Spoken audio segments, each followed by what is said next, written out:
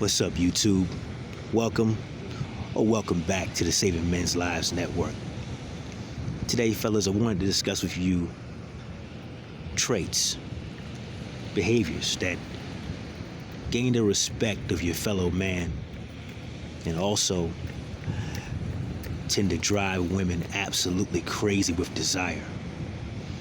Now, these traits aren't going to be present in every guy at all times, but part of the path of mastery to becoming the kind of man you have no problem looking back at in the mirror means gaining a lot of these traits on your path to becoming the best version of yourselves. Traits like directness. Directness shows courage in your convictions. It means you're not afraid to say what's exactly on your mind. Now, obviously, there is a time and place for everything, and it is true that you shouldn't say everything out of your mouth that's inside of your head. But when it's time to speak, you should speak clearly and effectively.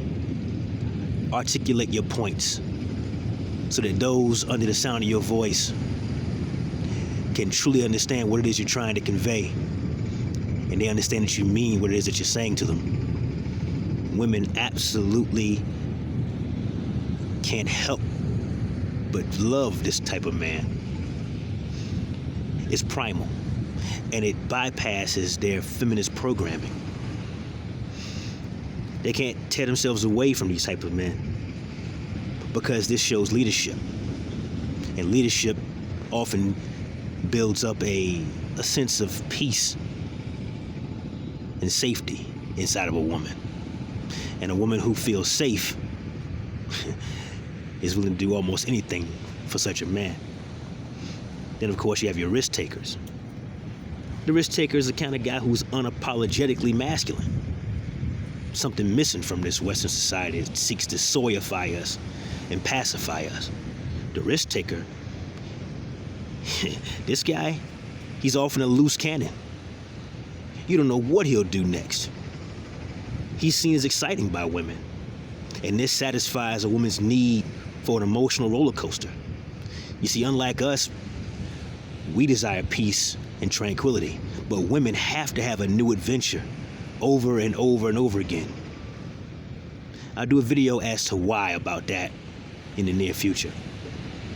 But yeah, skateboarders, surfers, race car drivers, skydivers, guys who jump off of bridges with a bungee cord. There's a three-part reason, on a side note, that women love men in uniform. Number one, he's got a steady income or career that feeds her need for provisioning. Number two, it looks masculine. A guy in a fresh pressed uniform who's in good shape, who has good posture, is the kind of man people look up to. Number three, for men in the military, for example, law enforcement, and the first responders, these are inherently dangerous occupations. And that danger gets them going. That danger excites them, turns them on. So if you can get a woman's blood pumping with the possibility that there's an adventure to follow, she'll follow you anywhere you go. Now, I'm not saying you should start juggling machetes or nothing like that, but a man on his path to bettering himself should be willing to step outside of his comfort zone and challenge himself, to prove to himself what he thought were limitations before, what he thought were limitations that he just simply could not overcome are now in his rearview mirror. And that builds your confidence. Then you got your man on a purpose. This could be any man who's figured out why he's here. He could be a very religious man. He could be a dedicated student. He could be a successful businessman or what have you. But there's a thing inside of him that simply will not allow him to step away from that thing he knows he loves and he's here to do. The ambition and the drive that comes with being a man on his purpose gets women wet beyond their ability to explain properly. They will chase this type of guy off a cliff, because this type of man will only give her the residue of his validation and attention. Women love validation and attention, so they'll do anything to try to put themselves in position. I mean, these type of men throughout history have always had harems of the most beautiful women in the world vying for a spot on his roster, because his purpose, the reason why he was born and put here in the first place, is always more important to him than she will ever be.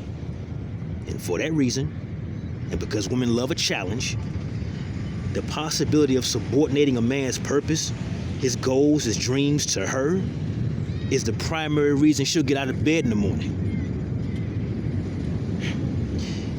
Now, the problem with that, and the problem most guys, myself included, in the past, the problem we fall into with these kind of women who put us off of our square, who take us away from why we were put here in the first place to do the things we were put here to do, is they only realize, and it's often too late when they figure it out, that by destroying a man's purpose, by distracting a man from his purpose, or by trying to overwhelm his purpose with herself, she inevitably destroys what she was attracted to in that man in the first place. And then she'll leave the guy because she'll say to him, "You're not the same man that I fell in love with." And meanwhile, the guy is sitting there wondering, "Bitch, I changed for you." But because they can't take accountability for their behavior, that's not an answer to get you the results you want, which is saving the relationship. So no, fellas, never fall for a woman who's trying to get you away from the thing you love to do. If you draw, if you sculpt, if you play music, if you hit the gym, if you're a coder, if you're a Twitch gamer, and that's a large portion of your income, if you starting a business, or if you have a business that's already well established and up and running great, etc., etc., etc. I don't care if you walk along the beach collecting seashells. If that's the thing that brings you the most joy in this world, she had better come second, third, fourth, or fifth place to that thing. Otherwise, she'll walk off into the sunset and you'll never forgive yourself. And then, of course, you got the guy who is pre-selected.